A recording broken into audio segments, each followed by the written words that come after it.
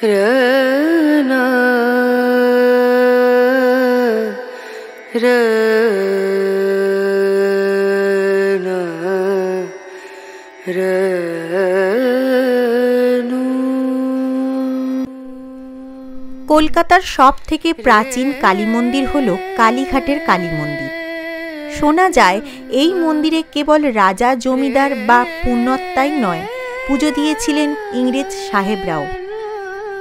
একটি মামলা জেতার জন্য একবার মানত করে গিয়েছিলেন একজন সাহেব।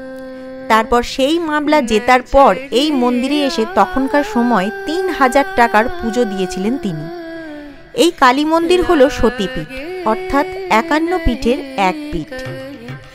পৌরাণিক কাহিনী অনুসারে এখানে সতীর ৫১ দেহখণ্ডের মধ্যে ডান পায়ের কনিষ্ঠা আঙুলটি পড়েছিল।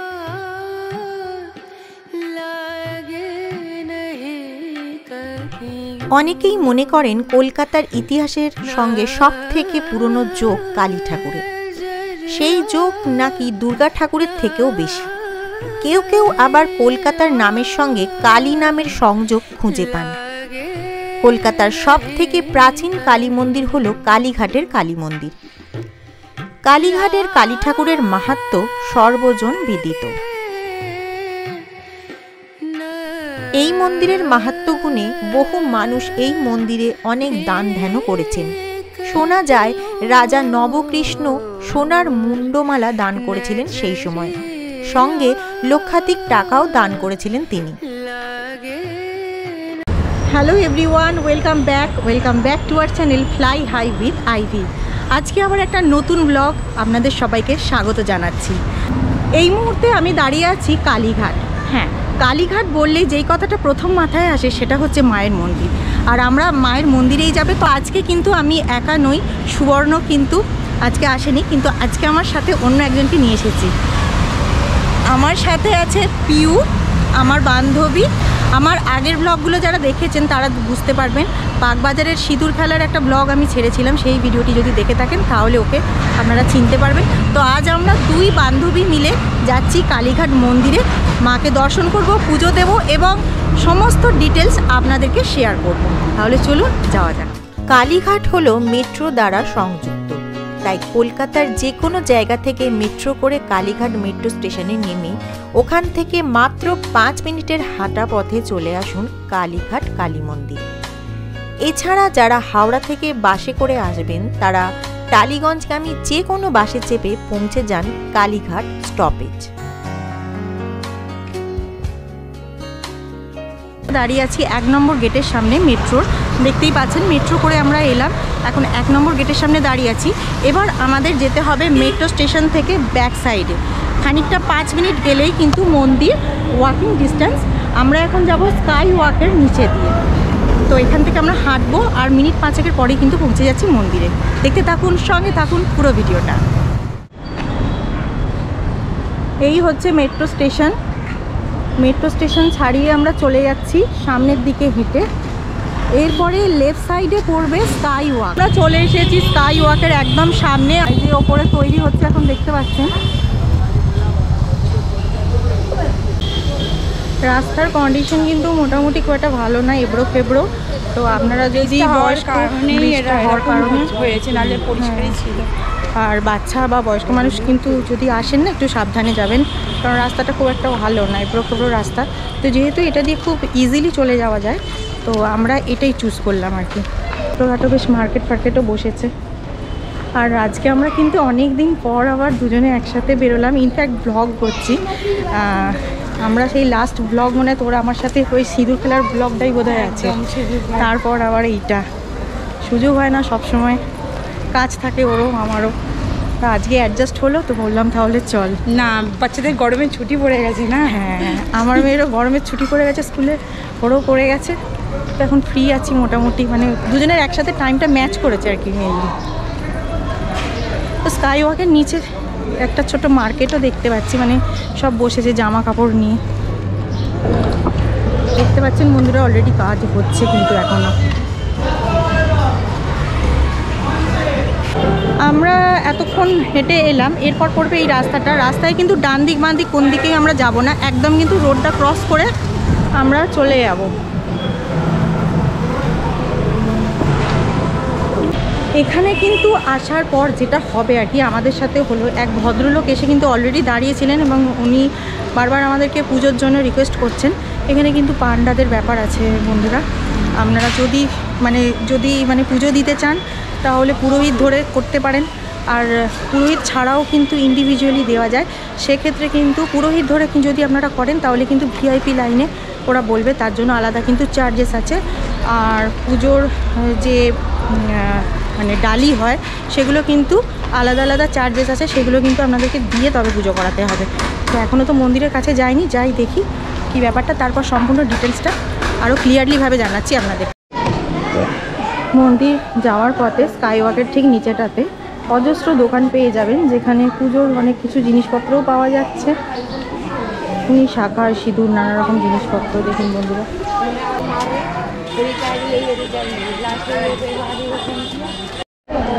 এই রাস্তাটা এতক্ষণ হাঁটার পর এবার একদম সামনে দূরে একদম দেখা যাচ্ছে মন্দিরের কাছেই একদম পৌঁছে গেলাম। এই রাস্তাটা কিন্তু একদম মন্দিরের একদম গেটেতেই মিলে যাচ্ছে বলতে পারেন। রাস্তাটাই আপনাকে দিশা দেখিয়ে দেবে যে মন্দিরটা কীভাবে যাবে নাকি।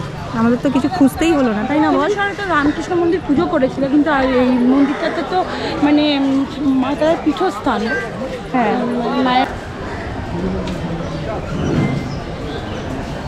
মন্দিরের একদম সামনেই প্রচুর দোকান আছে বন্ধুরা। এখান থেকে আপনারা মন্দির পুজোর সামগ্রী যেগুলো সেগুলো কিন্তু কিনে নিতে পারেন। পুজোর ডালি এখানে বিক্রি হচ্ছে। আর আমি যেটা বললাম, পুরোহিতরা ভিড় করবে সামনে এলেই, আর দোকানদারেরাও আমাদেরকে ডাকাডাকি করবে, অলরেডি আমাকেও করছে। আর এটা হচ্ছে 2 নম্বর গেট, এটা হচ্ছে 2 নম্বর গেট। এরকম জায়গায় কিন্তু অনেকগুলি গেট করা রয়েছে। ওদিকে দেখালাম আমাদেরকে 3 নম্বর গেট, এটা ছিল 2 নম্বর গেট। আর এটাও পেরিয়ে গেলে আর সামনের দিকে আরও এগিয়ে যাচ্ছি। এই হচ্ছে মন্দির চত্বর টোটালটা। তো এখানে এন্ড হয়ে গেল।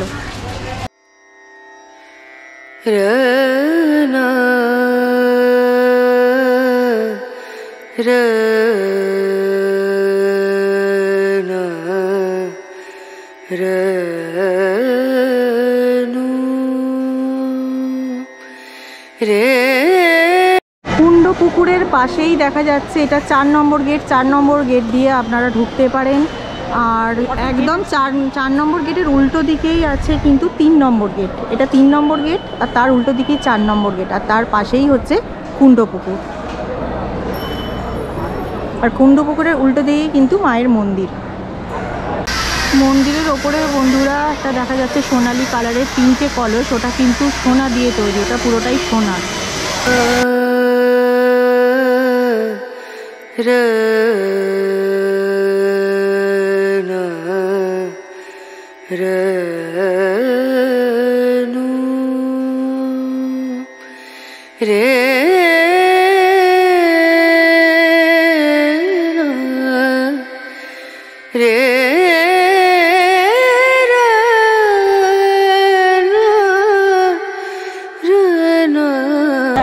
ভোগের লাইনে, তো ভোগে ভাত ভোগ আছে আর কি, মাছ ভোগ, ভাত ভোগ। তো এখন আমরা তো এসেছি দর্শন করতে, এখন বসে খাওয়ার এত টাইম নেই, তো আমরা একটুখানি পায়েস মিষ্টি নেবো মায়ের প্রসাদ।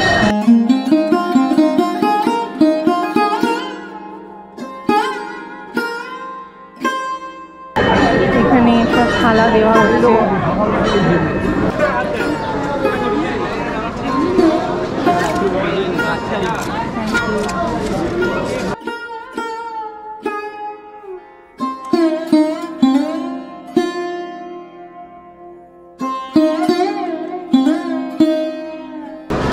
আমরা না শুধু পায়েস নেব, পায়েস আসতে পারেন।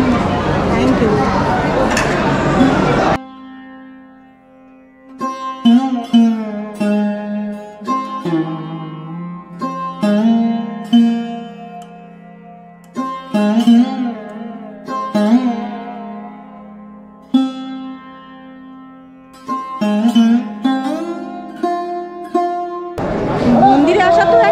কপালে থাকা চাই, মায়ের ডাক না হলে হয় না, এটা তো শুনেইছি ছোট থেকে। 2-3 বার এসেছি কিন্তু ভোগ প্রসাদ পাইনি, আজকে প্রথম পেলাম আইবির সাথে।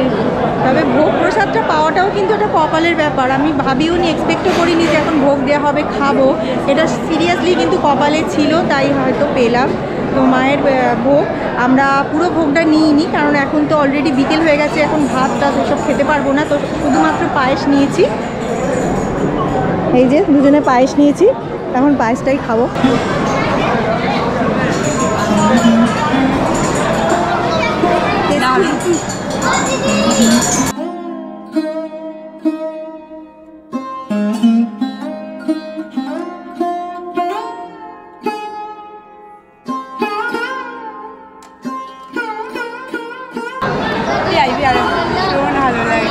আজকে সত্যি বেরিয়ে কিন্তু মনটা পুরো ভরে গেছে, এর মতো মনে পড়ে গেল আমি যেখানে যাচ্ছি সেখানে প্রসাদ পাচ্ছি। ওই যে সুযোগ যখন খেললাম তখন, হ্যাঁ হ্যাঁ হ্যাঁ, দুর্গা পুজোর সময় তখন কিন্তু এরকমই হয়েছে। হ্যাঁ,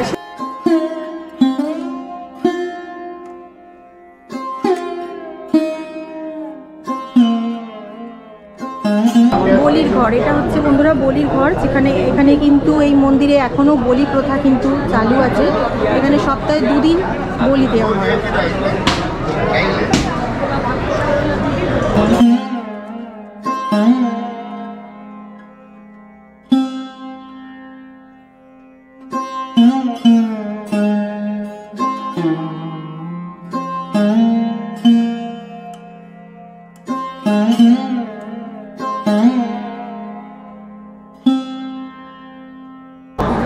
বলিঘর থেকে বন্ধুরা ছেড়ে চলে এলে কিছুটা হেঁটেই পড়বে কিন্তু জোড়া শিব মন্দির।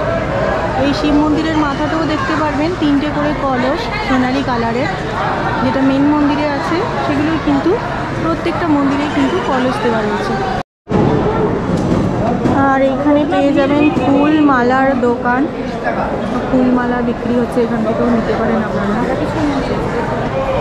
আর এই ফুলমালা যেই মন্দিরে বিক্রি হচ্ছে এটা হচ্ছে রাধাকৃষ্ণের মন্দির, এই মন্দির চত্বরেই কিন্তু ফুলমালা পেয়ে যাবেন।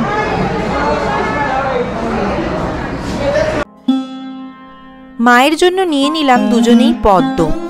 এবার আমরা পুজো দেব, ভেতরে ঢুকবো, তাই সেই ফুটেজ আর আপনাদেরকে দেখাতে পারছি না, কারণ ভিতরে কোনো রকমের ফটোগ্রাফি বা ভিডিওগ্রাফি অ্যালাউ নেই। আমাদের পুজো দেওয়া টেওয়া হয়ে গেছে, খুব ভালো করে দর্শন করেছি, আর এত সুন্দর দর্শন হচ্ছে ভাবিও নি। ফাঁকা ছিল, লাইনও একদম ফাঁকা ছিল। এখানে টাইমিংটা একটু আপনাদেরকে জানিয়ে দিই, এই মন্দির প্রতিদিনই খোলা থাকে 6টা থেকে দুপুর 1টা পর্যন্ত, তারপর 4টে থেকে 9টা পর্যন্ত, রাত 9টা পর্যন্ত। তো টাইমিংটা অনেকটাই বেশি, আপনারা যে কোনো একটা টাইমিং চুজ করে এখানে চলে আসুন। আর সামনে তো মেট্রো ফেসিলিটিও আপনারা পেয়ে যাবেন, কোনো অসুবিধা নেই। বন্ধুরা, আজকের ভিডিওটা আমরা এখানেই শেষ করছি। আর এই ভিডিওটা যদি ভালো লেগে থাকে, প্রত্যেকবারের মতো আমি যেরকম বলি, যদি ভালো লেগে থাকে তাহলে অবশ্যই একটা লাইক করে দেবেন, শেয়ার করে দেবেন নিজের বন্ধু বান্ধবদের মধ্যে, এবং কমেন্ট করে জানাতে আমাদেরকে ভুলবেন না। পাশে রয়েছে বেল আইকন, সেটা প্রেস করে অন করে দেবেন, তাতে ভিডিও দেওয়ার সাথে সাথেই তার ইনস্ট্যান্ট নোটিফিকেশন পৌঁছে যাবে আপনাদের কাছে। আপনারা চাইলে আমাদেরকে ফেসবুক ও ইনস্টাগ্রামেও ফলো করতে পারেন, লিঙ্ক আমরা ডিসক্রিপশনে দিয়ে দিলাম। তাহলে দেখা হচ্ছে নতুন ভিডিওর সাথে, নতুন কোনো ডেস্টিনেশনে। ততক্ষণ সবাই ভালো থাকবেন, সুস্থ থাকবেন, আর দেখতে থাকবেন ফ্লাই হাই উইথ আইভি।